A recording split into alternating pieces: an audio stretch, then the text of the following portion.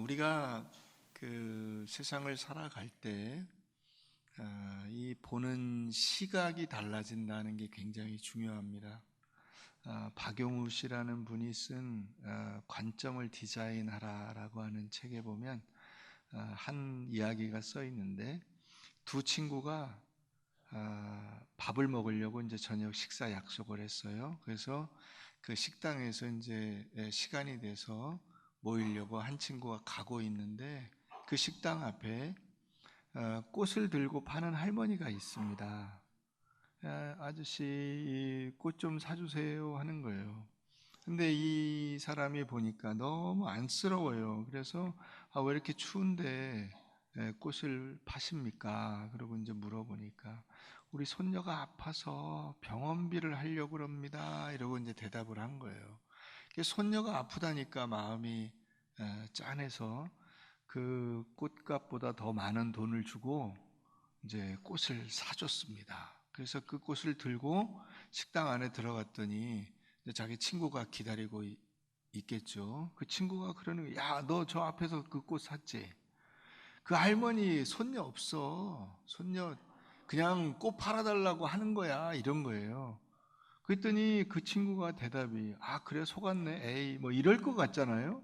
근데 뭐라고 했냐면 그래? 손녀가 없어? 그러면 손녀가 안 아픈 거네? 야 기분이다. 내가 오늘 밥 살게. 이렇게 대꾸를 했다는 이야기가 나옵니다.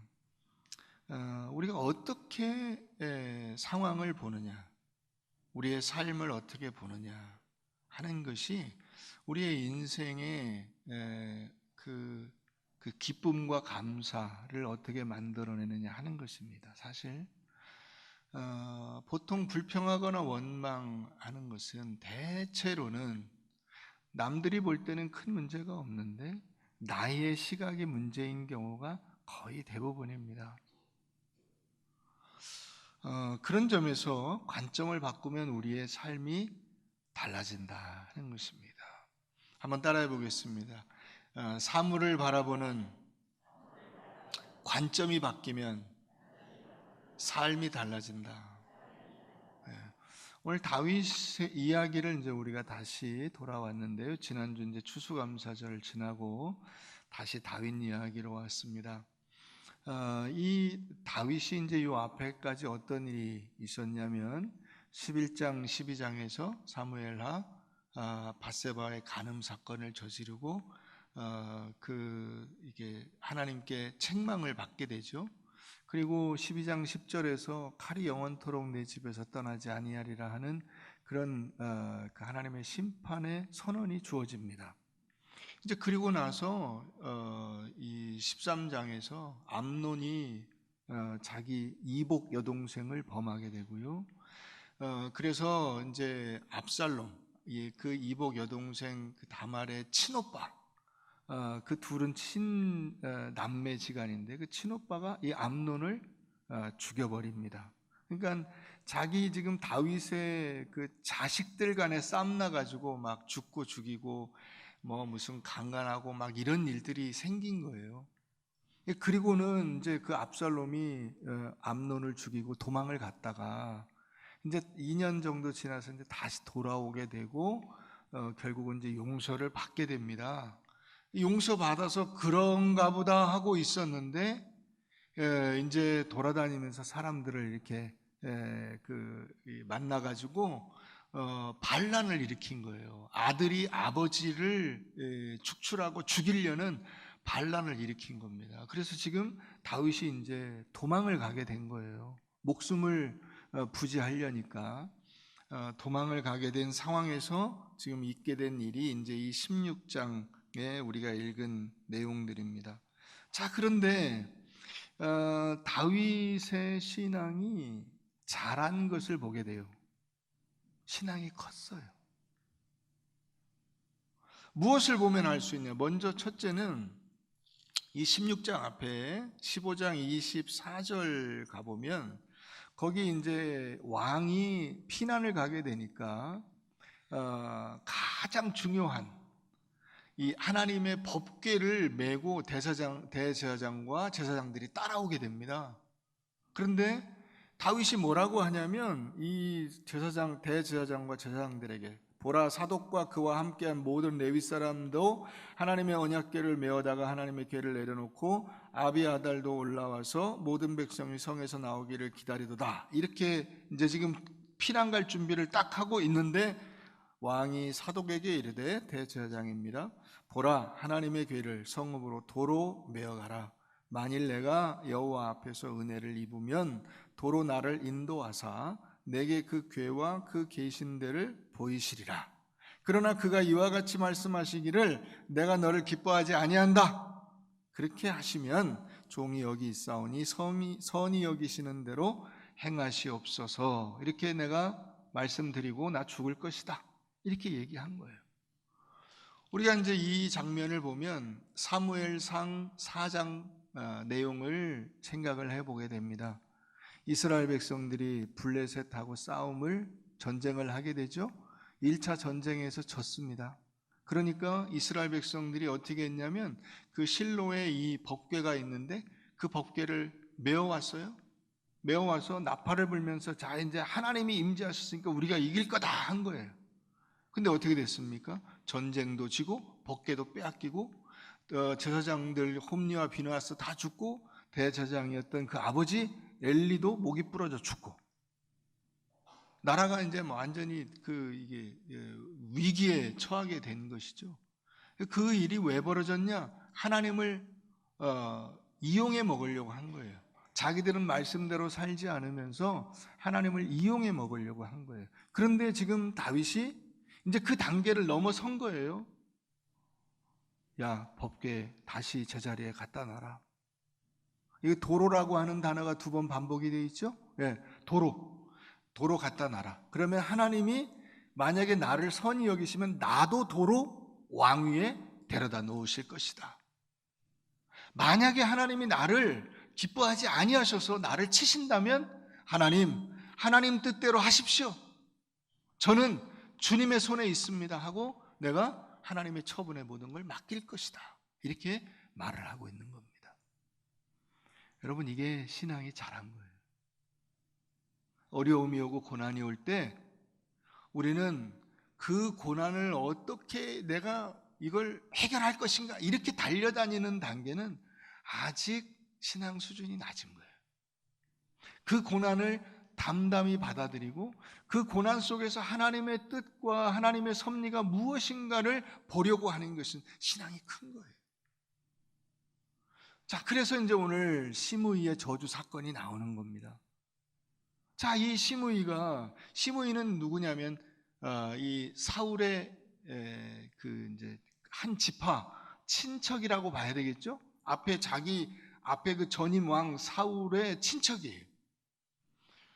다윗은 하나님의 뜻 가운데 왕이 됐지만 시므이가 볼 때는 사울 일가 입장에서 볼 때는 다윗이 사울을 죽이고 왕위를 뺏어갔다고 보는 거예요. 그래서 막 저주를 퍼붓습니다.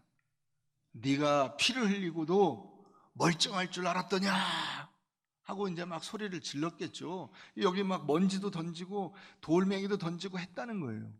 근데 여러분, 지금 다윗 옆에 이 아비새를 비롯한 장군들이 잔뜩 있고요. 군대도 많습니다. 지금 도망을 가고는 있지만은 옆에 혼자서 도망가는 게 아니잖아요.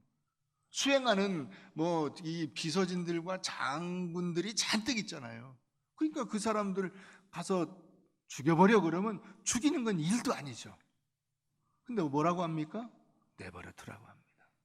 저거는 하나님이 시켜서 하는 것이니 저 사람한테 뭐라고 할 게 없다. 저 사람을 죽인다고 해서 하나님의 저주가 없어지는 게 아니지 않느냐는 거예요. 만약에 하나님이 저주하셨다면 저 사람을 없앤다고 해서 하나님의 저주가 사라져버리는 게 아니잖아요. 그 저주는 그대로 남아있는 거잖아요. 그럼 내가 당해야지. 칼이 영원토록 내 집에서 떠나지 아니하리라 하신 그 말씀이 살아있다면 내가 그 벌을 받아야지. 이게 신앙이 큰 겁니다. 여러분, 오늘 이제 말씀 10절 가보세요. 왕이 이르되 수르야의 아들들아 이게 이제 자기 밑에 부하들이죠. 내가 너희와 무슨 상관이 있느냐? 그가 저주하는 것은 여호와께서 그에게 다윗을 저주하라 하심이니 내가 어찌 그리하였느냐 할 자가 누구겠느냐 하고, 또 다윗이 아비새와 모든 신하들에게 이르되 내 몸에서 난 아들도 내 생명을 해하려 하거든. 하물며 이 베냐민 사람이 왜 안 하겠느냐 하는 거죠. 왜 이랴 여호와께서 그에게 명령하신 것이니 그가 저주하게 버려두라. 시므이의 저주를 담담히 수용하는 다윗의 모습을 보게 됩니다. 다윗에게 여유가 생겼어요. 용서하고자 하는 마음이 생깁니다. 너그럽게 보아 넘기는 것이죠. 이게 어떻게 가능하게 됐냐 하는 겁니다. 이 다윗의 용서와 너그러움은 우리가 오늘 이제 교동문에서도 읽었잖아요. 빌립보서 4장 말씀에서 너희 관용을 모든 사람에게 알게 하라. 이게 어디서 나오냐? 하나님께서 밧세바 사건을 통해서 다윗에게 진정한 용서가 무엇인가 하는 것을 알게 하신 겁니다. 여러분, 용서는 어디서 나오냐? 용서는 하나님에게서부터 나옵니다. 인간은 인간을 용서할 힘이 없어요. 인간이 인간을 용서하는 것은 야 너나 나나 똑같으니 도찐개찐이니까 우리 서로 건드리지 말자 이런 것이고요. 하나님이 주시는 용서만이 진정한 용서예요. 나의 그 실력이, 나의 인격이, 내 본성이 죄를 범할 수밖에 없고 깨끗하고 정직하게 살 능력이 없어요. 그러니까 하나님이 나를 불쌍히 여기셔서 용서해 주시는 겁니다. 법규를 무시하고 관습을 무시하고 모든 그 인간들이 만들어 놓은 여러 굴레들을 다 싹 걷어버리고 오케이, 내가 너를 용서한다. 이렇게 하실 수 있는 분은 하나님밖에 없어요. 자, 누가복음 15장을 우리 한번 가보십시다.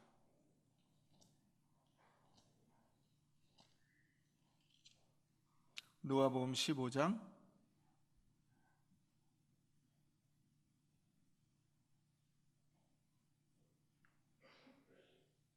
누가복음 15장 신약 122페이지에 있습니다. 신약 122페이지.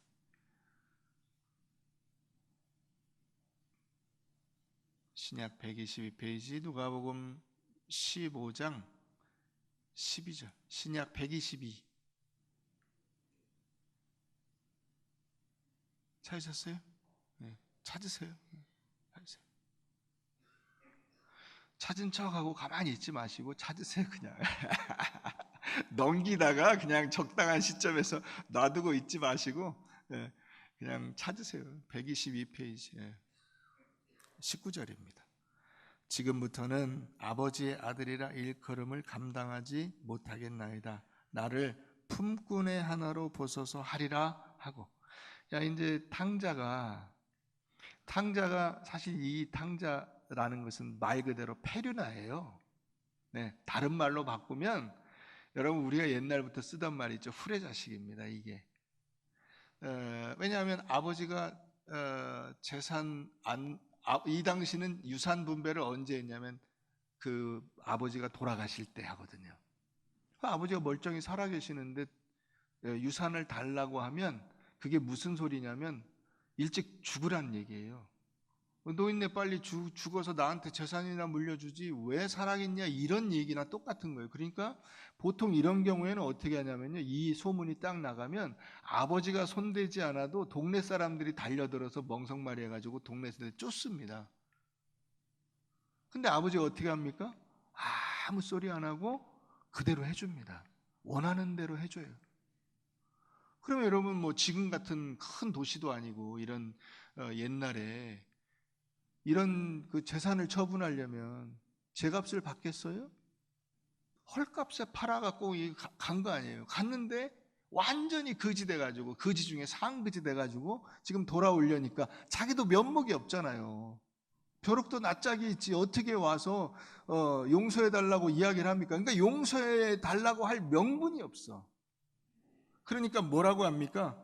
아버지의 아들이라 일컬음을 감당하지 못하겠나이다. 나를 품꾼의 하나로 써주십시오. 제가 아버지의 아들이라고는 못하고 그냥 아버지 어차피 농장에 사람 많이 쓰지 않습니까? 그 한 사람 저를 그냥 일꾼으로 써주세요. 이렇게 하겠다고 마음 먹고 간 거예요. 20절 이에 일어나서 아버지께로 돌아가니라. 아직도 거리가 먼데 아버지가 그를 보고 측은히 여겨 달려가 목을 안고 입을 맞추니 아들이 이르되 아버지 내가 하늘과 아버지께 죄를 지었사오니 지금부터는 아버지의 아들이라 일컬음을 감당하지 못하겠나이다 하나 아버지는 종들에게 이르되 제일 좋은 무엇을 꺼내다가 옷을 꺼내다가 입히고 손에 무엇을 끼우고 가락지를 끼우고 발에 무엇을 신겨?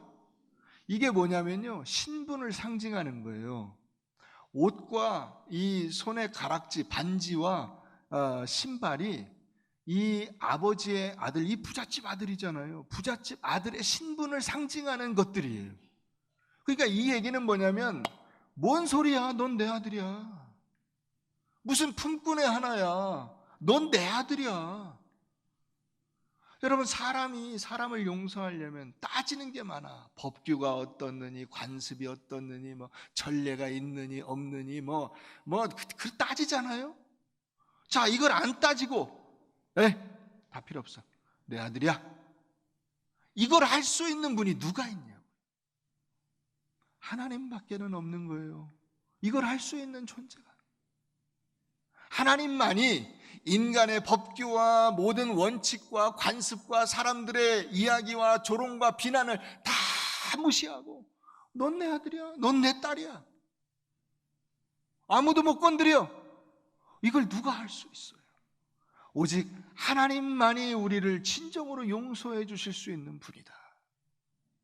바로 그 용서를 다윗이 받은 겁니다. 다윗이. 하나님께서, 여러분, 다윗이 왕이지만은 왕이라고 해서 막 용서받을 수 있는 게 아닙니다. 아시잖아요. 여러분, 옛날 사극 보세요. 궁중에 규율이 어떻고 군중에 뭐가 어떻고, 이 왕궁에 법도가 있어요.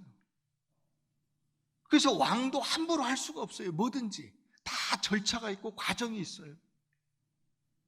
그러면 그런 절차와 과정들을 다 무시하고 오케이, 넌 용서받았어 라고 누가 해줄 수 있어요? 하나님밖에는 없어요. 하나님밖에는. 바로 그와 같은 은혜를 지금 이 탕자가 받고 있는 겁니다. 그러니까 맏아들이 와가지고 곧바로 시비를 걸죠.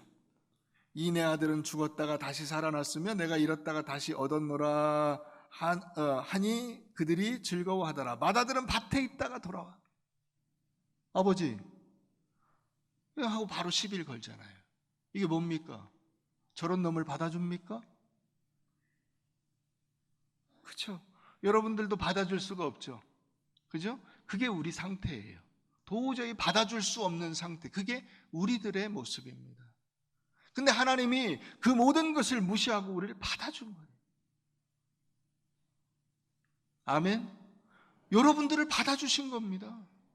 이걸 은혜라고 하는 거예요. 그러니까 이 성경의 용서라고 하는 것은 단순히 잊어버리는 게 아니고 없었던 걸로 해주는 게 아닙니다. 잊어버리고 없었던 걸로 해주는 단계가 아니라 다시 그냥 원래 그 있던 자리 거기로 돌아가는 게 아니에요. 하나님이 원하시는 용서, 하나님께서 은혜를 베푸시는 이유는 뭐냐면 우리로 하여금 하나님이 원래 우리가 도달해야 될 지점, 우리가 원래 그 가야 될 종착지, 거기까지 데리고 가시는 거예요. 거기까지. 다윗이 원래 커야 할 지점이 어디입니까? 하나님의 그 왕권을 이어받아서 온 세상 모든 만민을 살리는 그 진정한 왕의 표본으로 세워지는 거잖아요. 그 자리까지 가야 돼요. 넌 여기서 실패, 넌 여기서 끝, 넌 죽어, 이렇게 하시는 게 아니고 하나님이 그럼에도 불구하고 이 다윗을 끌고 가시는 거예요. 용서해 주시고 다독거리시고, 괜찮아, 너는 내 아들이야, 괜찮아, 너는 내 딸이야, 그러면서 끌고 가시는 거예요. 그래서 우리들을 회복해서 원래 하나님께서 우리를 만들어 주실 그 최종적인 목적지까지 이르도록 승리하게 하시는 것이 하나님의 은혜인 줄로 믿으시길 바랍니다. 그래서 우리가 여러분 죄인에서 용서를 받잖아요. 그 용서받는 데서 끝납니까? 아니죠. 의인이라고 해주시잖아요. 한 걸음 더 나가는 거예요. 그럼 의인에서 끝납니까? 아니죠. 하나님의 자녀라고 해주시잖아요. 그 자녀에서 끝납니까? 아니죠. 하나님께서 우리를 신부로 맞이해 주신다는 거예요. 촌수도 없어요. 무촌이야, 무촌. 배우자. 그렇게 우리를 하나님의 영광의 자리에까지 가도록 우리를 이끌어 주시고 붙잡아 주시는 하나님이심을 믿으시기 바랍니다. 자, 다시 우리가 본문으로 돌아가 보면 거기 12절이 나옵니다. 혹시 여호와께서 나의 원통함을 감찰하시리니 오늘 그 저주 때문에 여호와께서 선으로 내게 갚아주시리라.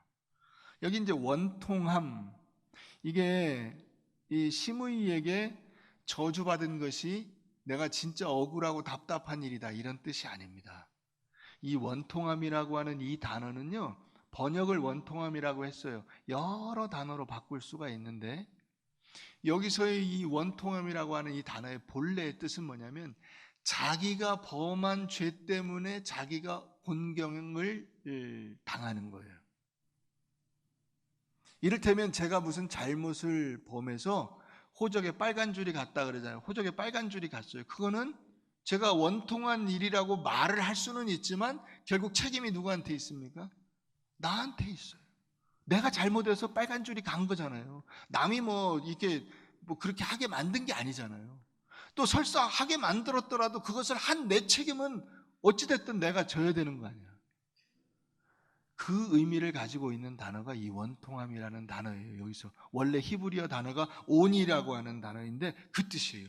이 압살롬에게 반역을 당한 것은 자기 책임이에요. 압살롬이 물론 잘못했어요. 그래서 압살롬은 압살롬대로 나중에 이제 우리가 뒤에서 또 다루겠지만 죽습니다. 압살롬이 죽음을 당하는데 압살롬에게 반역을 당하게 된 그 근본적인 책임은 어디 있느냐? 12장 10절에 나오는 대로 칼이 영원토록 내 집에서 떠나지 아니하리라. 이 심판의 선언이 왜 나왔어요? 밧세바 간통 사건을 벌임으로써 나온 거잖아요. 그래서 원통함의 책임이 자기한테 있다는 사실을 다윗이 알면서 이 얘기를 하는 거예요. 자, 내가 하나님으로부터 심판의 그 선언을 받고 이렇게 지금 벌을 당하고 억울한 일을 당하고 있지만은 이 책임은 근본적으로 나한테 있으며, 자, 이것을 하나님이 불쌍히 여기신다면 나를 다시 선하게 대우해 주시지 않겠냐, 이 고백을 하고 있는 겁니다. 그러니까 여러분, 어떻게 보면 다윗은 시므이의 저주를 보고 있는 것이 아니라 하나님의 은혜를 바라보고 있는 거예요. 여러분들이 이 다윗과 같은 지금 현재 상황이라면 어떻게 하겠어요? 시므이의 저주가 여러분들에게 상처가 됐다고 하겠죠. 그죠? 내가 어려움 당해서 지금 자식한테 그 반역을 당해가지고 도망가는 것도 내가 이 대성통곡할 일인데, 저렇게 평상시 같으면 아무것도 안 되는, 깜도 안 되는 놈이 나한테 저주를 퍼부어, 야, 이건 있을 수 없는, 이런 마음을 가지실지 몰라요. 그런데 다윗은 거기를 안 쳐다보고 누구를 쳐다봅니까? 자신을 용서해 주시고 지켜주시고 은혜를 베푸실 하나님을 쳐다보는 거예요. 그러니까 그 하나님의 은혜, 하나님께서 베푸실 그 자비롭고 선하신 은총에 비교할 때 저 시므이의 저주는 아무것도 아니다. 내가 거기 신경 쓸 필요가 없다 라는 생각을 가지고 있는 겁니다. 그래서 다윗이 시므이에게 보복하지 않습니다. 야, 내버려둬라. 내버려둬라. 용서해 줍니다. 아마 이 저주를 들을 때 다윗은 그렇게 느꼈을지도 몰라요. 하나님이 자기에게 야, 너 네 힘으로 네 인생을 살아갈 수 있냐? 그렇게 생각하냐? 라고 묻는 질문처럼 생각했을 것 같아요. 다윗의 마음속에 어떤 응답이 떠올랐을까요? 아니요, 하나님. 제 힘으로 제 인생을 살아갈 수가 없습니다. 뭘 보면 알 수 있습니까? 자기가 왕입니다. 나라를 좌지우지할 수 있어요. 그런데 쥐 밑에 자기 자식이, 자기 아들이 지금 자기를 죽이겠다고 지금 칼 들고 쫓아오는 거예요. 그러니 여러분 생각해 보세요. 누구를 원망하겠어요? 누구한테 뭐라고 하겠어요? 내 자식도 나를 죽이겠다고 달려드는데 하나님, 내 인생을 내가 어떻게 삽니까? 내 힘으로 어떻게 내 인생을 간수합니까? 저는 그렇게 할 실력이 없습니다. 하나님께서 제게 이렇게 고난을 주시는 것은 저를 하나님 앞에 항복시키셔서 하나님이 더 큰 은혜를 부어주시려고 그러시는 줄로 믿습니다. 하나님이 없으면 저는 아무것도 아닙니다. 하나님만이 저의 유일한 힘이요 능력이십니다. 저를 붙잡아 주십시오. 할렐루야. 우리에게도 이런 고백이 있어야 될 줄로 믿습니다. 여러분, 그러니까 우리가 그 다윗을 비교해 보게 돼요. 골리앗을 때려 눕힌 다윗과 지금 시므이 앞에서 저주를 받고 있는 이 다윗, 이 두 다윗을 비교해 보세요.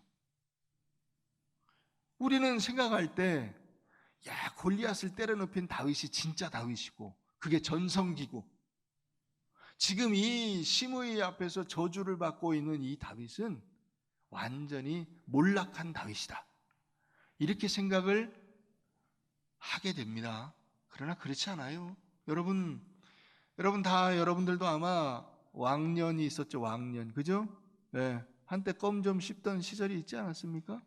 네, 면도칼 좀 씹고 껌 좀 씹고, 이게 옆에 보면 이게 애들 노는 애들 꼭 옆에 이 사이로 침이 어떻게 찡 나가더라고. 할 줄 아세요? 한동안 뭐 그런 것 이렇게 뭐 잘하고 했던 시절이 있었을지 모르겠습니다. 젊은 시절 내가 그러나 여러분, 그게 전성기가 아닙니다. 다윗이 골리앗을 눕히고 왕의 사위가 되고 사람들이 박수를 치고 사울은 천천히요 다윗은 만만이라 이런 노래 부르고 이런 때가 전성기가 아닙니다. 그 지나가는 거예요. 그게 여러분들이 과거에 잘 나갈 때 그때가 전성기가 아니에요. 시간이 지나가는 거예요. 그때로부터 더 성장하고 성숙한 지금이 전성기여야 돼요. 만약에 그때나 지금이나 영적으로 정신적으로 하나도 커진 게 없고 높아진 게 없고 잘한 것이 없고 여유가 없고 용서가 없고 지금도 여전히 파하고 막 이러고 있으면 여러분들의 전성기는 과거입니다. 그러나 여러분, 우리의 전성기는 아직 도달하지 않은 줄 믿으시기 바랍니다. 왜요? 우리가 더 커야죠. 다윗처럼 더 커야죠. 더 자라나야죠. 옛날에 젊을 때, 힘 좋을 때, 사람들이 알아주고 박수 칠 때, 이때가 전성기가 아니고, 하나님의 은혜를 깨닫고 하나님이 없이는, 하나님의 무한한 사랑과 능력과 인도하심이 없이는 하나님의 완성하심을 바라보면서 주님 앞에 겸손히 무릎을 꿇는 지금 그런 겸손함이 없이는 내 전성기가 아닌 거예요. 그것은 여기로 성장하지 못하면 우리는 다윗이 이 우를 범하는 것과 똑같이 밧세바를 범하는 것 같은 어이없는 죄를 범하면서, 그러면서도 자기에게는 아무 잘못이 없다고 큰 소리를 치고 살아가는 허접한 인생으로 끝나게 되는 겁니다. 근데 다윗이 우리에게 무엇을 보여줍니까? 성장하고 있는 것을 보여주는 거예요. 자라나고 있는 것을 보여주는 거예요. 사람이 이제 의젓해지고 있는 것을 보여주는 거예요.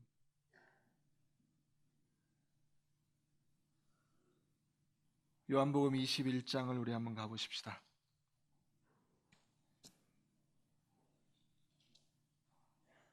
신약 185페이지입니다. 185페이지 신약.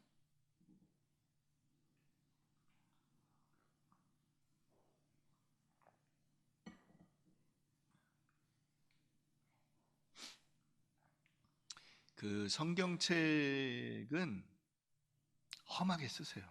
거기다 막 뭐 동그라미도 치시고, 제가 동그라미 치라 그러면 동그라미 치시고요.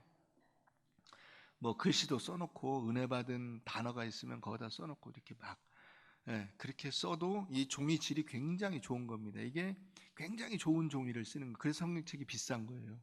성경책이 비싼 이유가 이 종이 질이 굉장히 좋은 종입니다.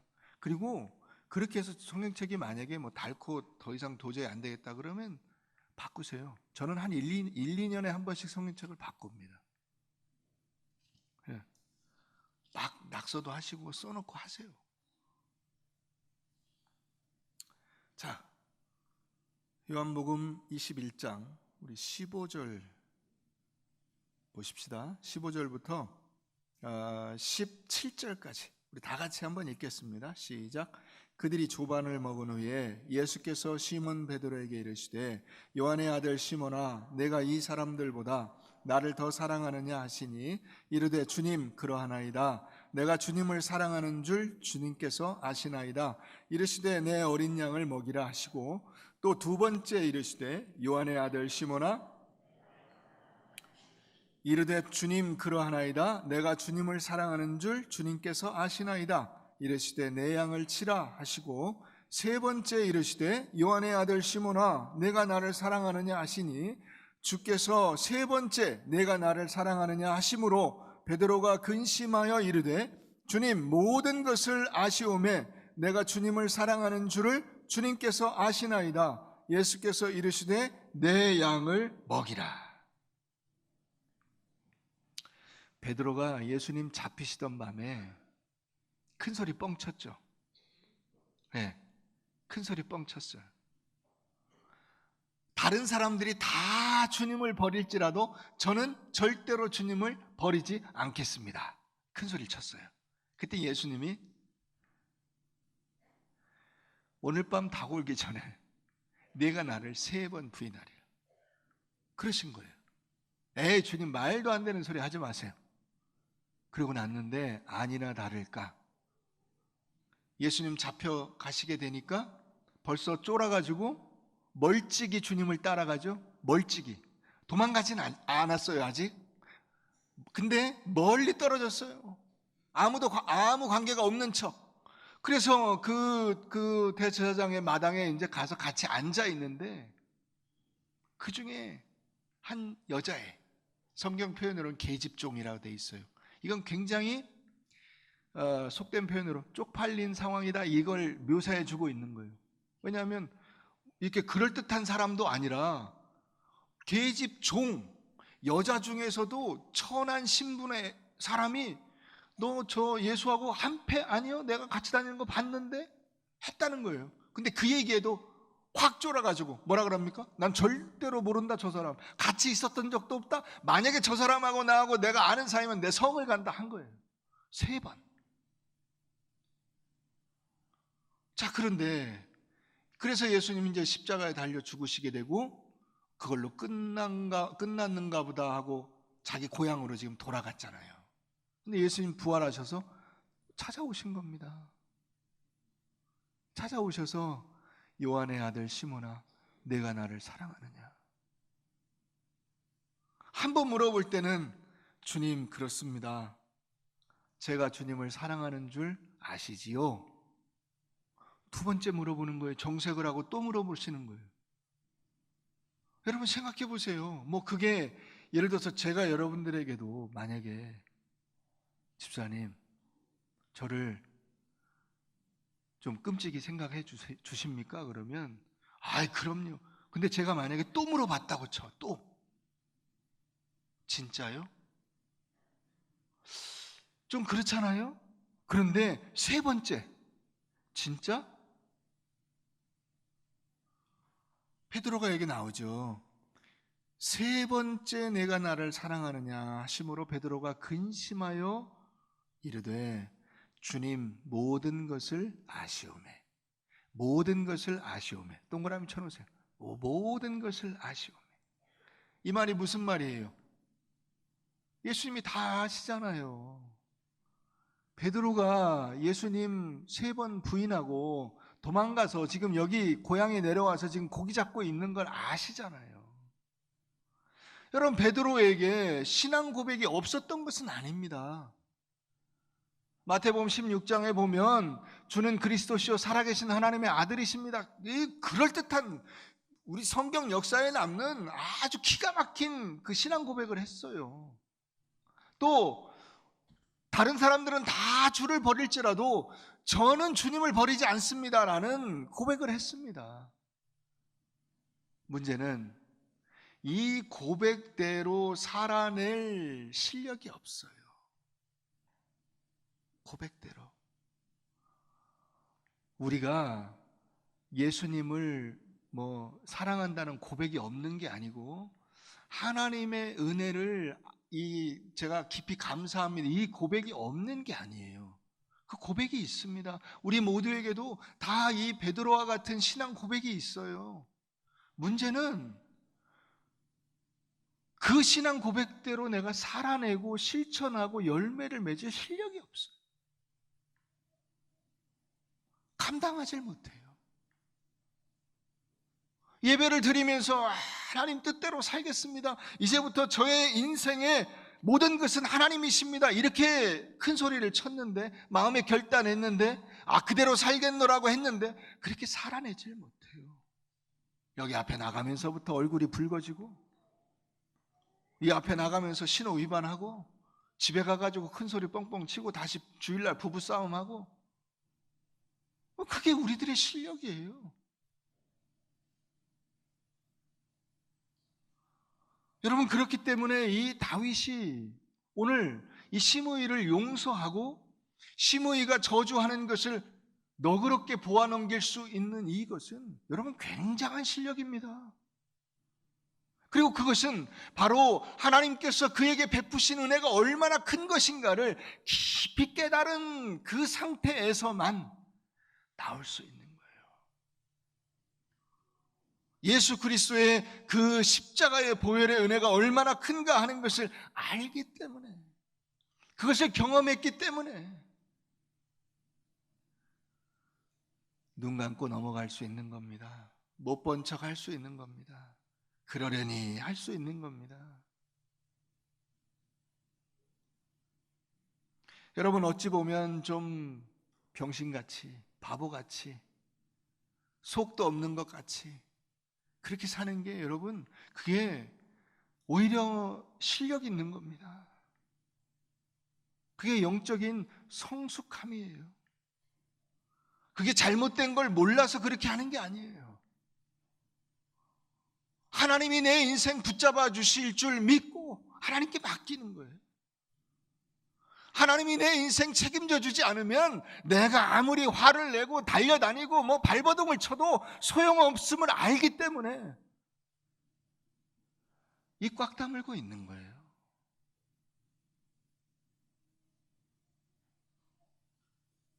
목사님 그러면 하나님이 이렇게 은혜를 베푸시면 내가 그냥 대충 살아도 되지 않습니까? 뭐 그렇게 아둥바둥하고 삽니까? 다른 사람들의 일에는 대충 하세요.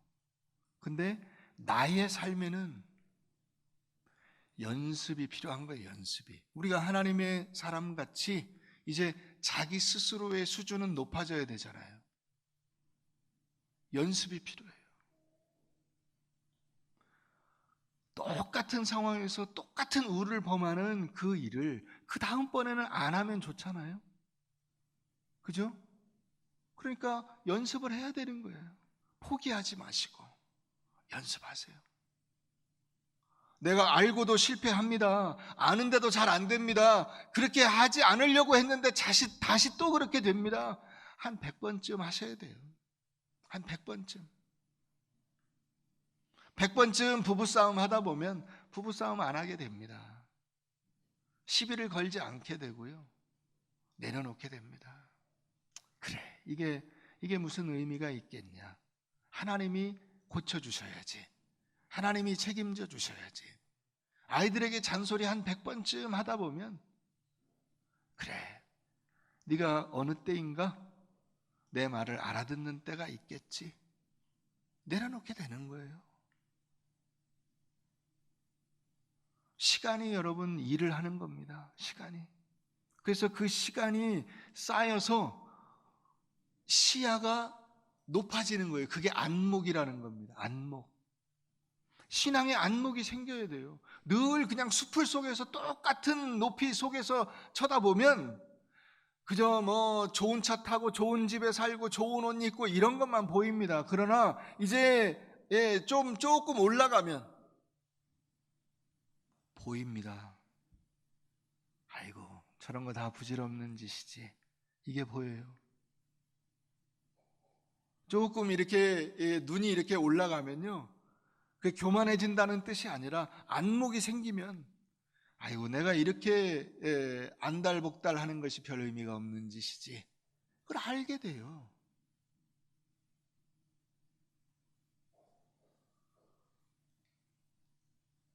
같은 상황에서 넘어진 경험들이 많아지면서 실력이 늡니다.